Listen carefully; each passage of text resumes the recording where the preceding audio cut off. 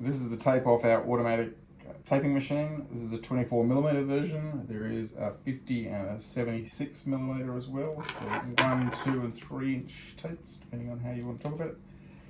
There's air and 24-volt input. It's quick and easy to load. You just take the tape, put the adhesive to any of the textured wheels and the backing to the smooth wheels. It's easy to remember, like most taping machines. We just whack it through. Just put it in so you can see.